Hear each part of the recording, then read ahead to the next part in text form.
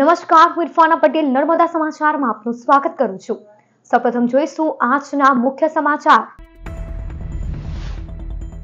મરહુમ અહેમદ પટેલના પુત્ર ફૈઝલની નવી કોંગ્રેસ એપી પાર્ટીની પોસ્ટથી રાજકીય ભૂકંપ। ભાઈ ફૈઝલ પટેલના નિવેદન તેમના વ્યક્તિગત, તેની સાથે પોતાને નહીં જોડવા મુમતાઝ પટેલની ટ્વીટ।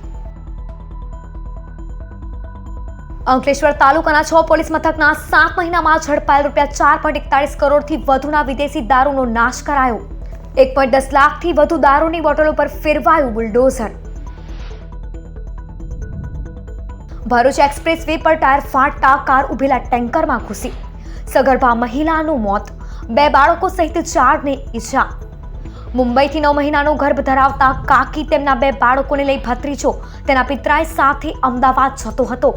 દયાત્રા પાસે સર્જાયેલ અકસ્માતમાં ભત્રીજાના પિતરાઈ સામે ગુનો દાખલ કરાયો।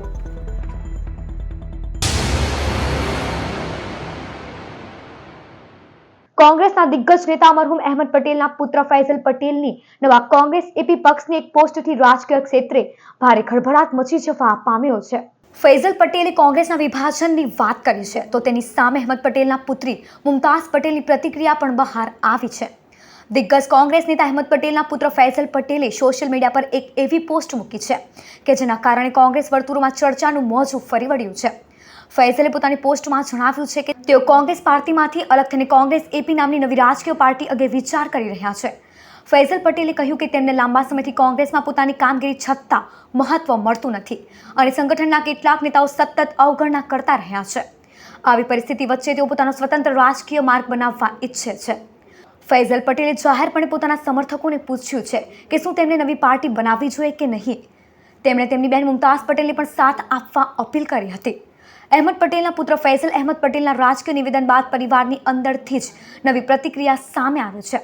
તેમની બહેન મુમતાઝ પટેલે સોશિયલ મીડિયા પર ટ્વીટ કરીને પોતાની રાજકીય સ્થિતિ અંગે સ્પષ્ટતા કરી છે। મુમતાઝ પટેલે જણાવ્યું કે તેમની કોઈ રાજકીય પક્ષમાં જોડાવવાની કે કોઈ નવી રાજકીય પહેલનો ભાગ બનવાની કોઈ યોજના નથી। સાથે જ તેમણે ભારપૂર્વક કહ્યું કે તેમના ભાઈ ફૈઝલ પટેલે જે નિવેદનો કર્યા છે તેમના કોઈ વ્યક્તિગત વિચારો અને નિર્ણયો છે અને તેનો કોઈ સંબંધ તેમના સાથે જોડવાનો પ્રયાસ ન કરવો। અંકલેશ્વરના 6 પોલીસ સ્ટેશનના સ્ટાફ દ્વારા 7 મહિનામાં જ ₹3.41 કરોડ ઉપરાંતનો દારૂનો જથ્થો ઝડપી પાડવામાં આવ્યો હતો। 1.10 લાખથી વધુ દારૂ બિયરની બોટલો ઉપર આજે રોડ ફેરવી દેવાયો। વિતેલા 7 મહિનામાં 6 પોલીસ સ્ટેશનમાં પ્રોહિબિશનના કેસો હેઠળ ₹3.41 કરોડ ઉપરાંતનો દારૂનો જથ્થો પકડાયો હતો। કોર્ટમાંથી આ દારૂના જથ્થાના નાશની પરવાનગી મળતા આજે તેને નષ્ટ કરી દેવામાં આવ્યો હતો। અંકલેશ્વર જીઆઈડીસી સ્થિત યોગી એસ્ટેટમાં ડીવાયએસપી, પ્રાંત અધિકારી અને પોલીસ ઇન્સ્પેક્ટરો સહિતના અધિકારીઓની હાજરીમાં ₹3.41 કરોડ ઉપરાંતના વિદેશી દારૂના જથ્થા ઉપર રોલર ફેરવી નાશ કરવામાં આવ્યો હતો।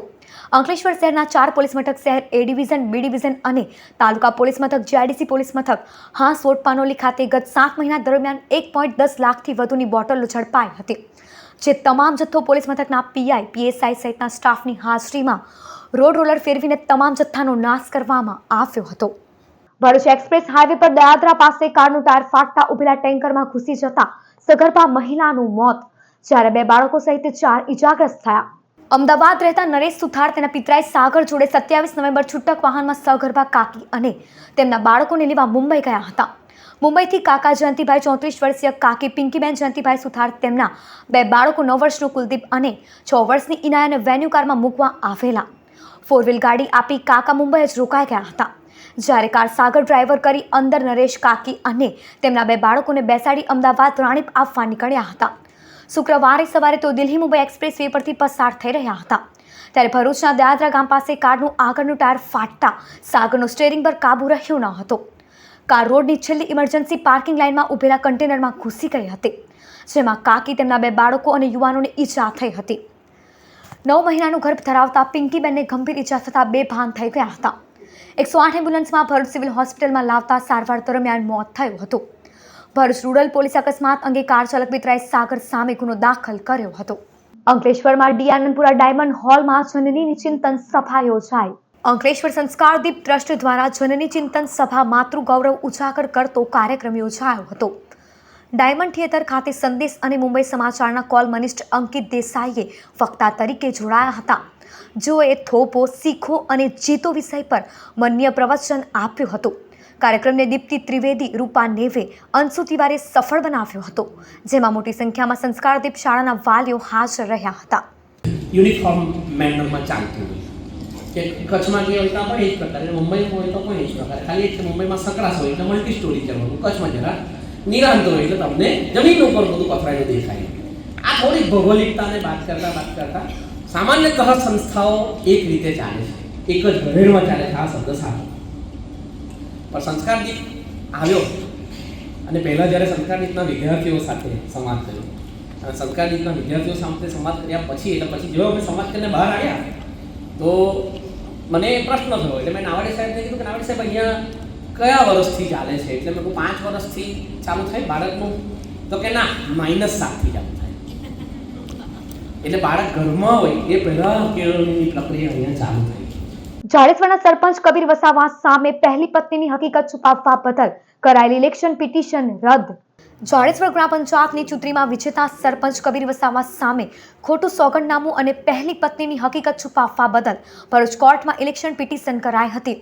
પંચાયતની ચૂંટણીમાં સિંદૂર પેનલના સરપંચ પદના ઉમેદવાર રણજીત વસાવાએ કરેલી આ પિટિશનમાં બંને પક્ષને સાંભળ્યા બાદ કોર્ટે સરપંચ પક્ષે દલીલો ગ્રાહ્ય રાખી કબીર વસાવાને યથાવત રાખવાનો હુકમ કર્યો હતો.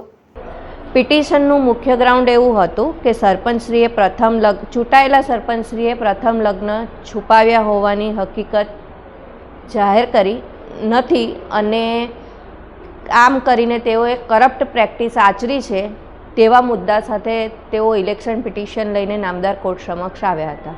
નામદાર કોર્ટે બંને પક્ષકારોને મૌખિક અને દસ્તાવેજી પુરાવાઓને ધ્યાને લઈ ઉભય પક્ષકારોને સાંભળી કબીર વસાવા તરફે થયેલી દલીલોને ગ્રાહ્ય રાખી આજરોજ રણજીત વસાવાનાઓએ કરેલી ઇલેક્શન પિટિશનને રદ કરતો હુકમ કર્યો છે અને જેના કારણોસર આજે જાડેશ્વર ગામમાં ખુશીની લહેર છે.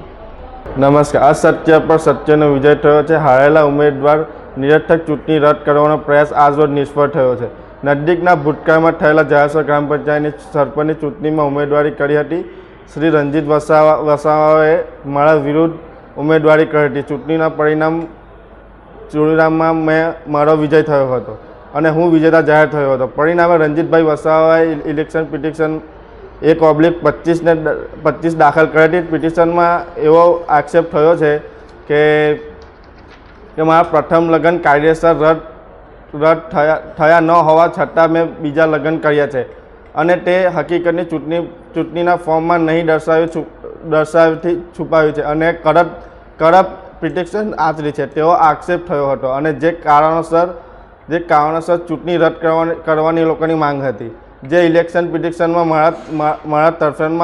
મારા તરફ હાજર એડવોકેટ શ્રી કિરણભાઈ ઠાકોરે દલીલ કરી હતી અને નામદાર કોર્ટે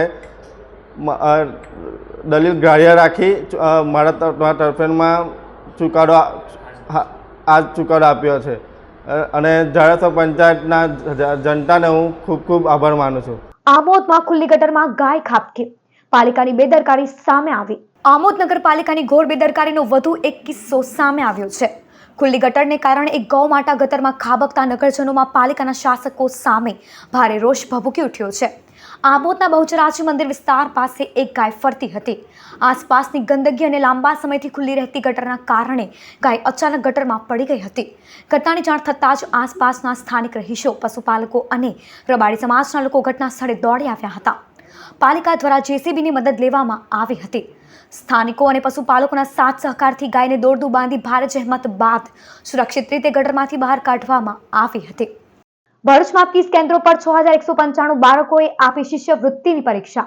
ગુજરાત શિક્ષણ બોર્ડ દ્વારા શનિવારે શિષ્યવૃત્તિ પરીક્ષાનું આયોજન બપોરે 1 થી 3 કલાક દરમિયાન કરાયું હતું. ભરૂચ જિલ્લામાં ડીઈઓ સ્વાતિબા રાવના માર્ગદર્શન હેઠળ 30 કેન્દ્રો પર પરીક્ષા યોજાઈ હતી. પ્રાથમિકમાં 4104 અને માધ્યમિકમાં 2091 મળી કુલ 6195 બાળકોએ પરીક્ષા આપી હતી. જેમાં મેરિટમાં આવનાર વિદ્યાર્થીઓને તેઓ ભણશે ત્યાં સુધી પ્રતિ વર્ષ ₹12,000ની શિષ્યવૃત્તિ અપાશે. રાજ્ય પરીક્ષા બોર્ડ દ્વારા પ્રાથમિક સ્કોલરશિપ એક્ઝામ અને માધ્યમિક સ્કોલરશિપ એક્ઝામ 2025 હાલમાં આજના દિવસે લેવાઈ રહી છે. આ એક્ઝામ ભરૂચ જિલ્લાના લગભગ 30 જેટલા કેન્દ્રો ઉપર લેવાના છે, જેમાં પ્રાથમિકના 4104 બાળકો અને માધ્યમિકના 2091 બાળકો, એમ કુલ 6195 બાળકો આ સ્કોલરશિપની પરીક્ષા આપી રહ્યા છે. આ પરીક્ષા પાસ કરી અને મેરિટમાં આવનારા પાત્રતા ધરાવતા વિદ્યાર્થીઓને પ્રતિ વિદ્યાર્થી 1000 રૂપિયા એટલે કે 12 મહિનાના 12000 રૂપિયા સ્કોલરશિપ પેટે તેઓ ભણશે ત્યાં સુધી દર વર્ષે તેમને મળશે. जम्बूसर खालिद सिंह ना व्यापारी आपकी दुकान का पल्ला एक पागल जैसा आदमी ले गया, कहीं रुपया 1.70 लाख रोकड़ा भरेली बैग ने उठान तरी. जम्बूसરના કાવા ભાગોળ ખાતે રહેતા મોહમ્મદ જાવેદ ચણાવાલાની મંગળાદી ભાગોળ મસ્જિદ પાસે ખાલિદ સિંહ ચણાની દુકાન છે. ગત 26 નવેમ્બર તેઓ બોરસદ માલ લેવા જવાનું હોય દુકાને રોકડા 1,70,000 ભરેલી બેગ લઈને આવ્યા હતા. सामान गोठवती वेला एक भेजाबाज आवी व्यापारी ने कहेल के आपका तोलने वाला पल्ला एक पागल जैसा आदमी ले गया. दुकानदारे चलो क्या है कहता मस्जिद नजीक ત્રાજવું બતાવ્યું હતું. વેપારી ત્રાજવું લઈ દુકાને પહોંચતા રોકડ ભરેલી બેગ ગાયબ હતી. આમોદ રોડ પરથી બેગ મળી આવી હતી, જેમાં Aadhaar, PAN card, RC book, ATM તથા ક્રેડિટ કાર્ડ ડોક્યુમેન્ટ મળી આવ્યા હતા. વેપારી જંબુસર પોલીસ મથકે બેગમાંથી ગાયબ રોકડા અને મોબાઈલ મળી કુલ 1.74 લાખના મુદ્દામાલ અંગે ફરિયાદ નોંધાવી હતી. ભરૂચના તબીબ ડોક્ટર અમિત ભીમડાને આયુષ મંત્રાલય દ્વારા આયુષ ગોલ્ડ એવોર્ડ એનાયત કરાયો. આયુષ મંત્રાલય દ્વારા જયપુરમાં આયુષ કોન્ક્લેવ 3.0માં એક મંચ પર 150થી વધુ વિશેષજ્ઞ શોધકર્તા તેમજ ડોક્ટર દ્વારા એક જ વિષય પર એનાલિસિસ, થિયરી, કેસ સ્ટડી તેમજ મંતવ્ય રજૂ કરાયા હતા, જેમાં ભરૂચના ડોક્ટર અમિત ભીમડાએ ayurveda, homeopathy, naturopathy, yoga, chiropractic વિષય પર સામૂહિક વિચાર તેમજ મંત્રણા કરી વર્લ્ડ રેકોર્ડ એટેમ્પ કર્યો છે. ડોક્ટર અમિતે ડેલી રૂટીન વિષય પર રિપોર્ટ તેમજ થિયરી રજૂ કરવા બદલ આયુષ મંત્રાલય દ્વારા આયુષ ગોલ્ડ એવોર્ડ તેમજ વર્લ્ડ રેકોર્ડ પ્રેક્ટિસ સર્ટિફિકેટ એનાયત કરાયું હતું. ઝઘડિયાના ઇન્દોર ગામે ઘરના વાડામાં ગાંજો વાવનાર આરોપીની રૂપિયા 1.87 લાખના મુદ્દામાલ સાથે ધરપકડ. ભરૂચ સ્પેશિયલ ઓપરેશન ગ્રુપે બાતમી આધારે ઝઘડિયા તાલુકાના ઇન્દોર ગામે દરોડો પાડ્યો હતો. સરદાર આવાસમાં રહેતા મનીષ ઠાકોરે પોતાના ઘરના વાડામાં ગાંજાનો છોડ વાવ્યો હતો. વનસ્પતિજન્ય લીલા ગાંજાનો છોડ વજન 3.74 કિલો, કિંમત રૂપિયા 1.87 લાખનો જપ્ત કરાયો હતો. સાથે આરોપીની એનડીપીએસ હેઠળ ધરપકડ કરી ઉમરલા પોલીસ મથકે ગુનો દાખલ કરાયો હતો. ભરૂચ જિલ્લામાં મતદાર યાદી ખાસ સઘન સુધારણા કાર્યક્રમ SIR અંતર્ગત ખાસ કેમ્પનું આયોજન કરાયું. ભરૂચ જિલ્લા વહીવટી તંત્ર દ્વારા શનિ અને રવિવાર 2 દિવસ તમામ નગરપાલિકા, મામલતદાર કચેરીઓ, નોટિફાઈડ કચેરી સહિત પંચાયત મળી કુલ 25 સ્થળોએ SIR વિશેષ કેમ્પ રાખવામાં આવ્યો હતો. કેમ્પના પહેલા દિવસે અધિકારીઓ, પદાધિકારીઓ, BLO સહિત હાજર રહી મતદારોને ફોર્મ ભરવા, ભરેલા પરત લેવા તેમજ લિંકિંગ અને મેપિંગમાં મદદ કરી હતી. જંબુસરના સામોજ ગામે પત્નીની હત્યા બાદ પતિના આપઘાતમાં વેડજ પોલીસે હાથ ધરેલી તપાસ. જંબુસર તાલુકાના સામોજ ગામે બુદ્ધિસંગભાઈ પઢિયારે તેમની પત્ની ગીતાબેનની માથાના ભારે ગંભીર ઈજાઓ કરતા તેમનું ઘટનાસ્થળે જ મોત નીપજ્યું હતું. પત્નીની હત્યા કર્યા બાદ પતિ બુદ્ધિસંગે પણ ઝેરી દવા પી જતા વડોદરા SSGમાં સારવાર વેરા મોત થયું હતું. વેડજ પોલીસે ખેતરમાંથી પત્નીનો મૃતદેહ કબજે લઈ પોસ્ટમોર્ટમ અર્થે મોકલી આપ્યો હતો. ઘટનાને લઈ ગ્રામજનોના તોડેતોડા ભેગા થઈ ગયા હતા. હત્યા અને આત્મહત્યાના આ બનાવ પાછળ હાલ તો ગામમાં પણ ઘરકંકાસ કારણભૂત હોવાનું ચર્ચાઈ રહ્યું છે. જો કે સાચી હકીકત તો પોલીસ તપાસ બાદ જ બહાર આવશે. ભરૂચનો વન વે કરાયેલ જ્યોતિનગર કોલેજ રોડ પર ચક્કાજામ જામ્યો. જિલ્લા વહીવટી તંત્ર દ્વારા જ્યોતિનગર કોલેજ રોડને 1 મહિના માટે વન વે કરાયો છે. નર્મદા નિગમની કચેરીથી કોલેજ રોડ સુધી બંને લેનમાં પેવર બ્લોકની કામગીરી શરૂ કરાય છે. નાના વાહનો માટે વન વે માર્ગ પર આજે શનિવારે ટ્રાફિક જામ સર્જાયો હતો. લગ્નસરા, નોકરી, ધંધા અને શાળા કોલેજ લઈ કેટલાક વાહન ચાલકો આ ટ્રાફિકમાં બાળકો ફસાઈ ગયા હતા. સમગ્ર એક તરફનો માર્ગ વાહનોની કતારોથી થપ થતા વિદ્યાર્થીઓને વાહન ચાલકોની હાલાકીનો પાર રહ્યો ન હતો. ભરૂચ જિલ્લા શિક્ષણ અધિકારી કચેરી દ્વારા તમામ શાળાઓને ઠંડીથી બચવા બાળકો જે પણ ગરમ વસ્ત્રો પહેરી લાવે તેને માન્ય રાખવા તાકીદ. શિયાળાની મોસમ શરૂ થતાં જ ભરૂચ જિલ્લાની ખાનગી શાળાઓ દ્વારા બાળકોને ચોક્કસ રંગના સ્વેટરો પહેરવા જ દબાણ કરાઈ રહ્યું હતું. ભરૂચ જિલ્લા શિક્ષણ કચેરીના ધ્યાને આ વાત આવતા શનિવારે DEO કચેરી દ્વારા પરિપત્ર જારી કરાયો હતો, જેમાં સરકારી, ખાનગી, ગ્રાન્ટેડ, નોન ગ્રાન્ટેડ તમામ શાળાઓને તાકીદ કરાઈ હતી. વિદ્યાર્થીઓ પોતાના ઘરેથી જે પણ ગરમ કપડાં પહેરીને આવે તેને માન્ય રાખવા. કોઈ પણ શાળા વિદ્યાર્થીને ચોક્કસ પ્રકારના કે રંગના ગરમ કપડાં પહેરવાની ફરજ પાડી શકશે નહીં. ઉપરાંત ઋતુ આધારિત આ સૂચનાનું કાયમી ધોરણે ચોક્કસપણે પાલન થાય તે જોવા તમામ આચાર્યોને સૂચના આપી દેવાઈ છે. ભરૂચના રોથરી યુથ સેન્ટર ખાતે પિકલ બોલના વધુ એક કોર્ટનું લોકાર્પણ કરાયું. ભરૂચના સ્ટેશન રોડ પર આવેલ MI Patel rotary youth centre ખાતે રોટરીના મેમ્બર્સ તથા ભરૂચના ખેલ પ્રેમીઓ માટે હાલ પ્રખ્યાત થઈ રહેલી એવી પિકલબોલની રમત માટે વધુ એક કોર્ટનું લોકાર્પણ કરવામાં આવ્યું. પીડીસ્ટ ઓફ પિકલબોલ કોર્ટ 2.0નું રોટરીના ડિસ્ટ્રિક્ટ ગવર્નર અમરદીપસિંહ મુનેટ, પિકલબોલના gold medalist doctor Nilesh Desai તથા રોટરી દુષ્યંત પટેલની ઉપસ્થિતિમાં લોકાર્પણ કરવામાં આવ્યું. આ સાથે જ રોટરી ક્લબ ખાતે નવા toilet block, changing room, locker room તથા ડિગ ઝોનનું પણ ઉદ્ઘાટન કરવામાં આવ્યું હતું. આ પ્રસંગે ભરૂચ રોટરી ક્લબના પ્રમુખ Rotarian Bhavesh Hariyani, મિપ્રિકના chairman Rotarian પ્રશાંત રૂઈયા, રોટરી સભ્યો, આમંત્રિતો તથા ખેલ પ્રેમીઓ ઉપસ્થિત રહ્યા હતા.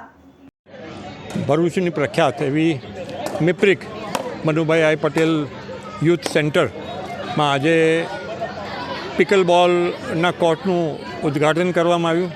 આ બીજો કોર્ટ છે કે જે અહીંયા આગળ મૂકવામાં આવ્યો છે.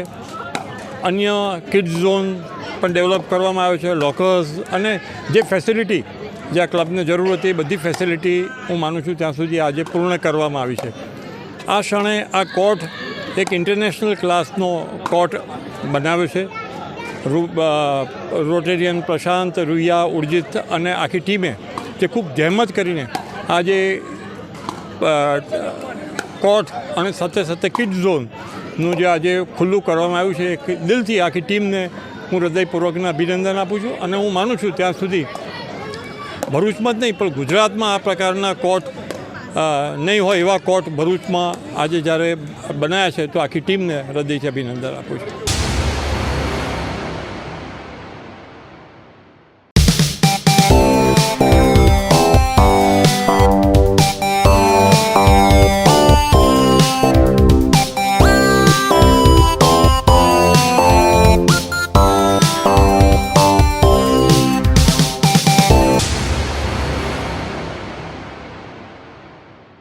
સમાચાર પૂર્ણ કરતા પહેલા એક નજર મુખ્ય સમાચાર પર. મરહુમ અહેમદ પટેલના પુત્ર ફૈઝલની નવી કોંગ્રેસ એપી પાર્ટીની પોસ્ટથી રાજકીય ભૂકંપ. ભાઈ ફૈઝલ પટેલના નિવેદન તેમના વ્યક્તિગત, તેની સાથે પોતાને નહીં જોડવા મુમતાઝ પટેલની ટ્વીટ. અંકલેશ્વર તાલુકાના 6 પોલીસ મથકના 7 મહિનામાં ઝડપાયેલ ₹4.41 કરોડથી વધુના વિદેશી દારૂનો નાશ કરાયો. 1.10 લાખથી વધુ દારૂની બોટલો પર ફેરવાયું બુલડોઝર.